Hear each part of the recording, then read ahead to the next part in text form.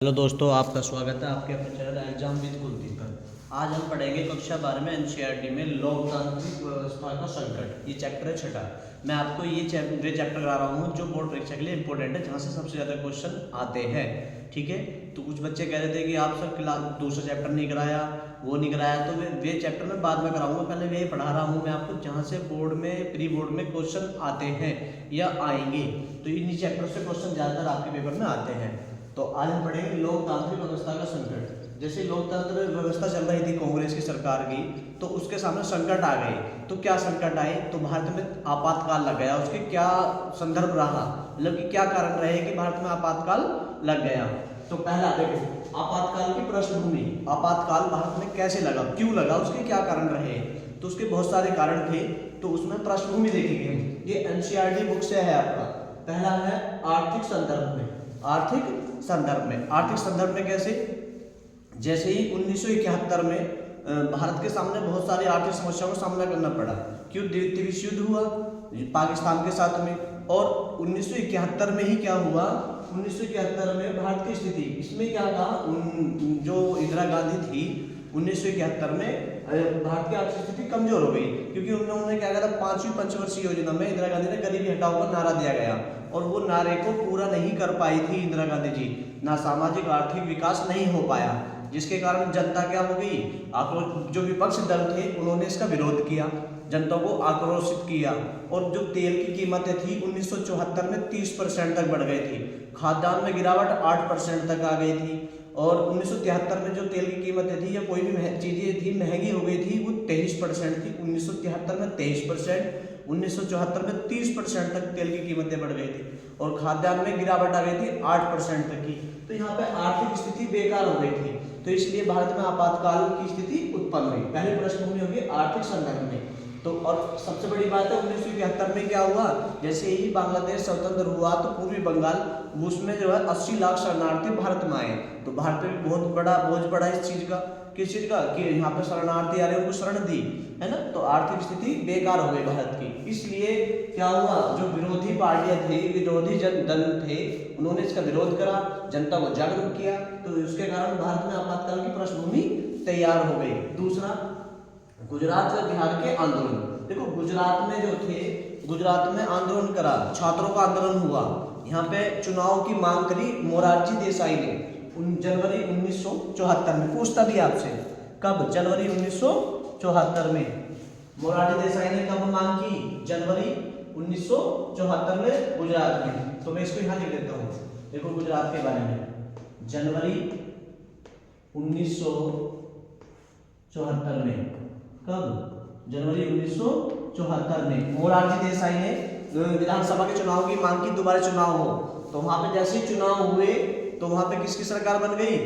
मोरारजी देसाई। कांग्रेस वहां पे हार गई। क्या हो गई? वहां पे कांग्रेस हार गई। क्यों? क्योंकि आर्थिक स्थिति का सामना करना पड़ा, जनता को भी पता लग गया सरकार के बारे में। तो विधानसभा चुनाव में कांग्रेस हार गई, और मोरारजी देसाई ने यहाँ पे महत्वपूर्ण भूमिका निभाई, क्योंकि उन्होंने यहाँ क्या कहा, महंगाई, आर्थिक स्थिति बेकार हो गई है, उन्होंने छात्र आंदोलन कर दिया। तो पूछेगा आपसे कि आपातकाल के दौरान गुजरात से प्रमुख आंदोलन किसने किया? तो मोरारजी देसाई ने। यह गुजरात का आंदोलन, गुजरात में विधानसभा चुनाव की मांग की उन्होंने, एक भूख हड़ताल पे बैठ गए थे। मोरारजी देसाई क्या में बैठ गए थे? भूख हड़ताल पे, जो 1977 में प्रधानमंत्री बने, क्योंकि 1977 में कांग्रेस हार जाएगी इसके बाद में, है ना। फिर आया बिहार। बिहार के आंदोलन, बिहार के छात्र नेताओं, बिहार में छात्रों को आक्रोशित कर दिया। बिहार में राष्ट्रव्यापी आंदोलन की घोषणा कर दी। किसने? बिहार की सरकार को बर्खास्त करना चाहा जेपी नारायण ने, जिसे जेपी नारायण, फुल नाम है उसका जयप्रकाश नारायण। जेपी नारायण का पूरा नाम है जयप्रकाश नारायण। इन्होंने क्या करा, इन्होंने इसे शॉर्ट में कहा था जेपी नारायण। इन्होंने बिहार में क्या करा, छात्र आंदोलन कर दिया। किस चीज को लेकर? भ्रष्टाचार को, महंगाई को, आर्थिक स्थिति बेकार हो गई है, इन चीजों को लेकर इन्होंने छात्र आंदोलन कर दिए, जिसके कारण देश के अंदर क्या हो गया, अखल मचे सी मच गई। तो बिहार में आपसे पूछेगा बिहार का आंदोलन किसने किया? तो जयप्रकाश नारायण ने। इन्होंने यहीं पे क्या करा, संपूर्ण क्रांति का आह्वान किया। आर्थिक, सामाजिक, राजनीतिक सबको साथ लेकर चले गए, और राष्ट्रव्यापी आंदोलन की मांग कर दी इन्होंने कि हम दिल्ली में रामलीला मैदान में क्या करेंगे, राष्ट्रव्यापी आंदोलन करेंगे। और उसीलिए ये क्या करा है, बिहार के जो आंदोलन चलाया था जयप्रकाश नारायण ने, इनको लोक नायक भी कहा जाता है। क्वेश्चन पूछेगा किसको लोक नायक कहा जाता है, तो जयप्रकाश नारायण को। अच्छा, इन्होंने बिहार में जो आंदोलन करा वो कब करा, तो मार्च 1974 में, मार्च 1974 में, है ना। किसने, जयप्रकाश नारायण, जिसे जेपी कहते हैं, जेपी नारायण शॉर्ट में, जयप्रकाश नारायण को, नारायण, जयप्रकाश नारायण को शॉर्ट में जेपी नारायण कहते हैं। और यहाँ पे मोरारजी देसाई ने, मोरारजी देसाई, यहाँ पे कौन थे, मोरारजी देसाई। आपसे पूछेगा गुजरात में छात्र आंदोलन किसने किया, तो मोरारजी देसाई ने। और बिहार में जेपी नारायण ने, किसने, जनवरी में करा था, और इन्होंने कब करा, मार्च में। जब यहाँ पे आंदोलन हुए तो यहाँ पे लोग क्या हो गए, आक्रोशित हो गए, सरकार की स्थिति और ज्यादा बिगड़ गई। ठीक है, तो आपातकाल की स्थिति क्या हो गई, आपातकाल की पृष्ठभूमि तैयार हो गई यहाँ पे भी, है ना। जेपी नारायण को क्या कहा जाता है, लोक नायक। आपसे पूछेगा लोक नायक किसको कहा जाता है, तो जेपी नारायण को। अब इसके बाद आता है तीसरी पृष्ठभूमि, न्यायपालिका से संघर्ष। अब क्या हुआ, सरकार, कांग्रेस सरकार थी, इंदिरा गांधी थी, तो न्यायपालिका से क्या हुआ, न्यायपालिका ने कांग्रेस ने कहा कि ये तो क्या है, यथार्थवादी है। यथार्थवादी का मतलब है कि ये जैसी है वैसे रहना चाहती है, कोई परिवर्तन करना नहीं चाहती है। कांग्रेस ने न्यायपालिका को क्या कहा, सुप्रीम कोर्ट उन्होंने कहा कि ये क्या है, यथार्थवादी, मतलब कि जैसा है वैसा ही रहना चाहती है, कोई परिवर्तन करना नहीं चाहती है। और जबकि जो कांग्रेस सरकार थी, इंदिरा गांधी, वो परिवर्तन करना चाहती थी। तो इस बात को लेकर न्यायपालिका और कांग्रेस, इंदिरा गांधी के बीच में क्या हुआ, संघर्ष हुआ। इसके बारे में और आपको यहाँ बताऊंगा, देखो न्यायपालिका के फैसले में, है ना। तो ये तो हो गई इसकी पृष्ठभूमि, मतलब कि आपातकाल की पृष्ठभूमि क्यों तैयार हुई, कि भारत में आपातकाल लगना ही है, इसके कारण रहे बहुत सारे, तो ये इसके कारण थे। तो आपातकाल के प्रमुख कारण, मतलब कि भारत में आपातकाल के प्रमुख कारण जो 1975 में आपातकाल लगा भारत में ना, तो पहला कारण है न्यायिक फैसला। न्यायिक फैसला कैसे, जो ये बात है आपकी 12 जनवरी की, वो सॉरी 12 जून 1975 की, 12 जून 1975 को इलाहाबाद जो हाई कोर्ट है, इलाहाबाद उच्च न्यायालय के मुख्य न्यायाधीश थे जगमोहन लाल सिंह। क्वेश्चन पूछेगा 12 जून 1975 में इलाहाबाद हाई कोर्ट या उच्च न्यायालय के मुख्य न्यायाधीश कौन थे, जगमोहन लाल सिंह, है ना। उन्होंने एक फैसला सुनाया, उन्होंने कहा कि जो इंदिरा गांधी का जो चुनाव 1971 में चुनाव हुए, वे क्या हुए हैं, वे असंवैधानिक तरीके से हुए हैं। और इसकी जो याचिका दायर की थी, वो राजनारायण ने की थी, है ना, राजनारायण। आपसे पूछे कि इसकी इंदिरा गांधी के लिए याचिका दायर किसने की थी, तो राजनारायण ने की थी। और उस समय जो वो थे न्यायाधीश जिन्होंने ये न्यायिक फैसला सुनाया, तो वे थे जगमोहन लाल सिंह। उन्होंने एक फैसला सुनाया, उन्होंने कहा जो इंदिरा गांधी प्रधानमंत्री बनी है, या चुनाव जो हुए 1971 में, वो क्या है, असंवैधानिक तरीके से हुए हैं। और इसकी याचिका किसने, राजनारायण ने दायर की थी, और उन्होंने फैसला सुनाया जगमोहन लाल सिंह ने। तो इन्होंने जो याचिका दायर की, इन्होंने बताया कि इंदिरा गांधी ने चुनाव में किसका सहारा लिया, कर्मचारियों का, जो सरकारी कर्मचारी थे चुनाव के प्रचार प्रसार के लिए, उनका सहारा लिया है। तो जिसके कारण क्या हुआ है, न्यायिक फैसला आया कि इंदिरा गांधी को अगले चुनाव के लिए क्या कर दिया, उसको निरस्त कर दिया, मतलब कि इन्होंने क्या करा, संविधान का उल्लंघन करा है। ठीक है, तो इसलिए क्या हुआ, भारत में आपातकाल की स्थिति उत्पन्न हो गई। तो पहला कारण न्यायिक फैसला। तो कांग्रेस और सरकार के बीच में अब क्या हो गया यहाँ पे, कांग्रेस और न्यायिक मतलब कि हाई कोर्ट के बीच में क्या हो गया, मतभेद स्टार्ट हो गया। क्यों, क्योंकि ऐसे तरीके से करा। तो 1971 के चुनाव में क्यों भ्रष्टाचार फैलाया है इंदिरा गांधी ने, तो ये प्रमुख कारण रहा पहला आपातकाल का प्रमुख कारण। पूछेगा न्यायिक फैसले में जो इलाहाबाद हाई कोर्ट के, इलाहाबाद उच्च न्यायालय के मुख्य न्यायाधीश थे जगमोहन लाल सिंह ने, उन्होंने फैसला सुनाया कि इंदिरा गांधी 1971 में क्या है, असंवैधानिक तरीके से चुनाव करा है, या उन्होंने भ्रष्टाचार फैलाया है। ठीक है, तो ये कारण रहा आपातकाल का पहला। दूसरा जेपी नारायण का आंदोलन, तो अभी बताया था मैंने आपको बिहार में, तो बिहार में जेपी नारायण मतलब जयप्रकाश नारायण जयप्रकाश नारायण ने बिहार में क्या करा है, छात्र आंदोलन कर दिया, छात्रों को इकट्ठा कर दिया, लोग इकट्ठे हो गए, जनता युवा इकट्ठा हो गए और उन्होंने कहा राष्ट्रव्यापी आंदोलन की मांग कर दी कि हम दिल्ली में कहाँ, दिल्ली में रामलीला मैदान में आंदोलन करेंगे और संपूर्ण क्रांति का आह्वान किया। संपूर्ण क्रांति किसे कहते हैं, जिसमें सामाजिक आर्थिक और राजनीतिक सबको साथ लेकर उन्होंने चलने की बात कही और वे लोकनायक के नाम से प्रसिद्ध हो गए, जिसके कारण क्या हो गई, देश में हड़तालें हो गई, है ना, हड़तालें हो गई, आंदोलन हो गए। तो इस आंदोलन के कारण भी क्या हुआ, आपातकाल की मतलब आपातकाल की स्थिति उत्पन्न हो गई, देश में लोग इकट्ठे होने लगे, आंदोलन हो गए, तो ये भी आपातकाल की स्थिति हो गई, जिसके कारण ये भी क्या था, दूसरा कारण क्या है, आपातकाल का प्रमुख कारण बना जे.पी. नारायण का आंदोलन, मतलब कि छात्र आंदोलन जे.पी. नारायण ने जो करा। और बिहार में तो जे.पी. नारायण ने और गुजरात में किसने, मोरारजी देसाई ने। तो दूसरा कारण जेपी का आंदोलन। तीसरा आर्थिक संकट, मैंने आपको ये बताया था कि आर्थिक संकट में देश में अब क्या करा, 1974 में जो 5वीं पंचवर्षीय योजना थी, तो इसमें इंदिरा गांधी ने क्या कहा था, गरीबी हटाओ का नारा दिया। आर्थिक संकट पर मुख्य कारण क्यों रहा है इसका आपातकाल का, क्योंकि इंदिरा गांधी ने न्याय की बात की थी, गरीबी हटाओ का नारा दिया, तो गरीबी हटी नहीं, सामाजिक आर्थिक रूप से कोई परिवर्तन नहीं हुए, जिसके कारण जनता क्या हो गई, विरोधी दलों ने जनता को आक्रोशित कर दिया और जो कीमतें थी तेल की वो 1974 में कितने परसेंट बढ़ गई, 30% और 1973 में 23%। और खाद्यान्न की चीजें थी उनमें 8% की गिरावट आ गई, महंगाई बढ़ गई, भ्रष्टाचार फैल गया, जिसके कारण क्या हुआ, ये सब बातें किसने की भाई, विरोधी जो पार्टियां थी, विरोधी जो नेता थे उन्होंने, तो उसके कारण क्या हुआ, आपातकाल की स्थिति उत्पन्न हो गई। तो एक जो तीसरा कारण क्या था, आर्थिक संकट। अब क्या हुआ, आंतरिक अशांति का बहाना।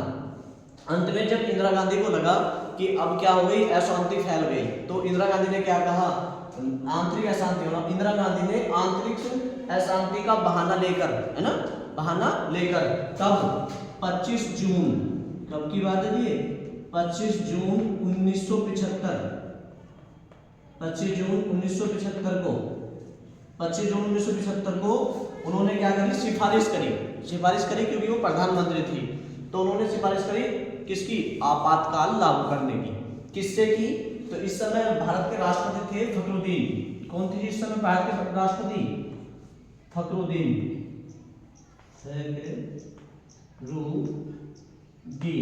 इस समय फखरुद्दीन अली अहमद, पूरा नाम है इनका फखरुद्दीन अली अहमद, ये इस समय भारत के राष्ट्रपति थे। तो इंदिरा गांधी ने क्या करा, आंतरिक अशांति का बहाना लेकर फखरुद्दीन अली अहमद, ये राष्ट्रपति थे भारत के, इनके समक्ष उन्होंने क्या करा, क्या करती उन्होंने इनके सामने बात रखी कि आप क्या करें, प्रस्ताव रख दिया कि आप क्या करें, आपातकाल की घोषणा कर दे। तो प्रधानमंत्री की सलाह पर राष्ट्रपति करता है, पूछेगा आपातकाल की घोषणा कौन करता है, राष्ट्रपति। किसकी सलाह पर, तो प्रधानमंत्री की। तो प्रधानमंत्री इंदिरा गांधी थी 1975 में, तो 25 जून 1975 को इंदिरा गांधी ने एक क्या करा, सलाह दी फखरुद्दीन अली अहमद को, ये राष्ट्रपति थे, है ना, तो इनको सलाह दी कि आप आपातकाल की घोषणा कर दो। तो इन्होंने अनुच्छेद 352, आपसे पूछता है अनुच्छेद 352 के तहत क्या कर दिया, आपातकाल की घोषणा कर दी। तो आपसे पूछेगा आपातकाल की घोषणा कौन से अनुच्छेद में आती है, 352 में, कौन से 352 में। आपातकाल की घोषणा कब हुई, 25 जून 1975 को। आपातकाल की घोषणा कौन करता है, राष्ट्रपति करता है, किसकी सलाह पर, प्रधानमंत्री की सलाह पर। तो उस समय राष्ट्रपति कौन थे, फखरुद्दीन अली अहमद, इन्होंने क्या कर दी, आपातकाल की घोषणा कर दी। तो ये थे इसके कारण, आपातकाल के प्रमुख कारण क्या थे, तो न्यायिक फैसला हो गया, जे.पी. नारायण के आंदोलन हो गए, आर्थिक संकट हो गया और आंतरिक अशांति का बहाना लेकर उन्होंने क्या कर दिया, आपातकाल लगा दिया। तो ये प्रमुख कारण थे आपातकाल के, ठीक है। इसके बाद क्या हुआ, हाँ यहीं पे क्या हुआ, देखो 1975 की बात है, 1973 में न्यायिक फैसला हुआ। देखो एक और बता दूं मैं आपको, इसको रफ कर देता हूं मैं, क्या कर देते हैं, इसको हम रफ कर देते हैं और इसमें कुछ चीजें मैं आपको बता देता हूँ, कुछ चीजें और। देखो केशवानंद भारती मामला भी बहुविकल्प में पूछा जाता है आपसे, क्या पूछा जाता है, केशवानंद भारती मामला। तो न्यायिक मामलों में देखो क्या आएगा, ये बहुविकल्प में पूछा जाता है के केशवानंद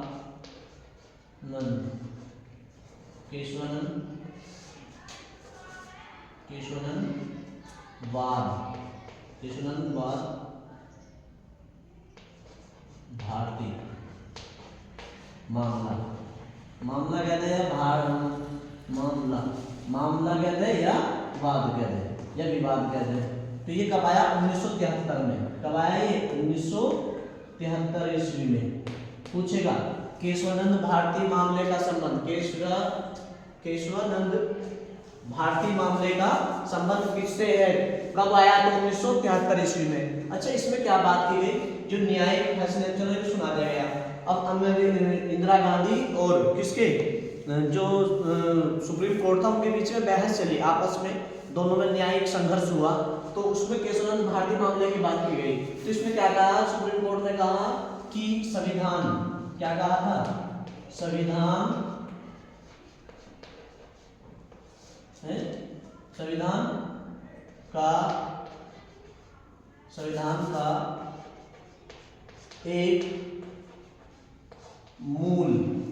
का एक मूल ढांचा है, संविधान का एक मूल ढांचा है, क्या है, संविधान का मूल ढांचा है। इसमें संशोधन नहीं किया जा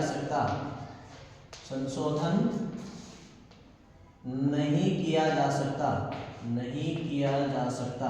तो आपसे पूछेगा नहीं किया जा सकता, आपसे पूछेगा केशवानंद भारती मामले का संबंध किससे है, तो संविधान के मूल ढांचे से, संविधान का मूल ढांचा है। सुप्रीम कोर्ट ने कहा जाता है कि संविधान में परिवर्तन नहीं किया जा सकता, ये संविधान क्या है, मूल ढांचा है, इसमें आप कोई परिवर्तन नहीं करेंगे, है ना। संपत्ति के उसको लेकर, भूमि सुधार को लेकर बातें थी, इसमें किया जा सकता है ना। संविधान का एक मूल ढांचा है, इसमें संशोधन नहीं किया जा सकता है, ये बात कही थी सुप्रीम कोर्ट ने। केशवानंद भारती मामला 1973 में। तो पूछेगा केशवानंद भारती मामला कब आया, 1973 में। केशवानंद भारती विवाद या मामले का संबंध किससे, संविधान के मूल ढांचे से। मूल ढांचे का संबंध किससे, केशवानंद भारती मामले से। ये बहुविकल्प प्रतिलघु में पूछा जाता है, और सरकार चाहती थी कि इसमें परिवर्तन किया जाए संविधान में, है ना। तो इस बात को लेकर उनमें क्या था, विवाद था, इसलिए इंदिरा गांधी ने सुप्रीम कोर्ट को क्या कहा था, यथार्थवादी, मतलब कि जैसी है वो ऐसा ही रहना चाहती है, कोई परिवर्तन करना नहीं चाहती।